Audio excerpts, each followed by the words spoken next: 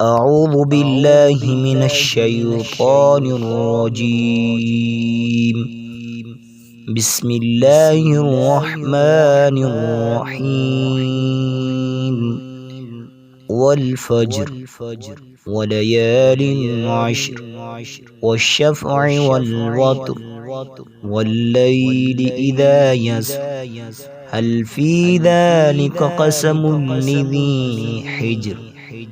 ألم تر كيف فعل ربك بعاد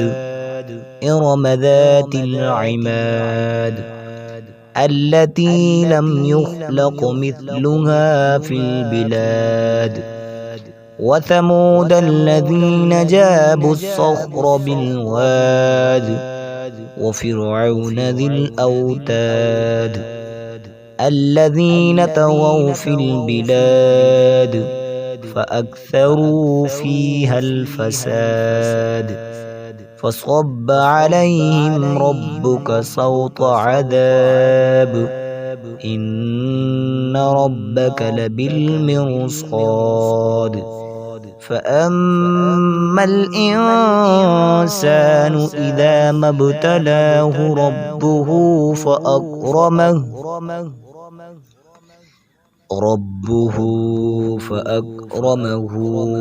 ونعمه فيقول ربي أكرمن وأما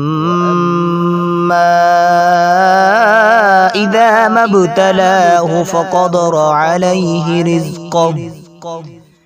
فيقول ربي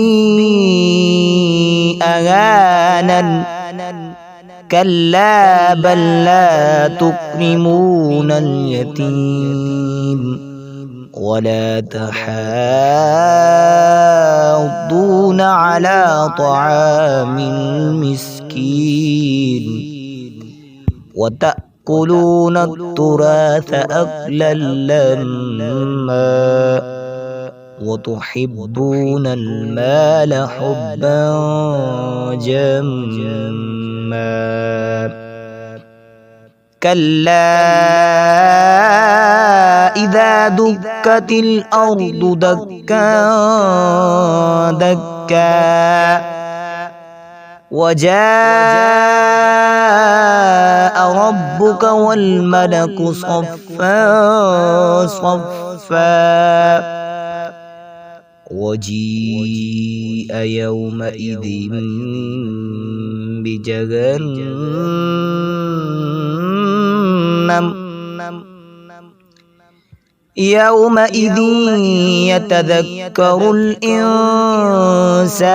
وأنى له الذكرى يقول يا ليتني قدمت لحياتي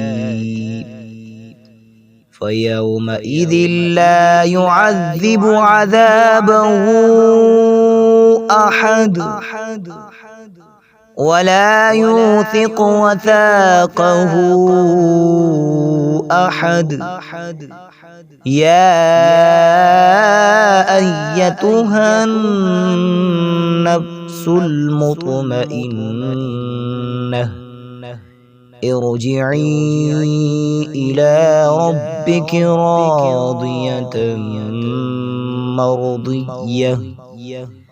فادخلي في عبادي وادخلي جنتي صدق الله العظيم.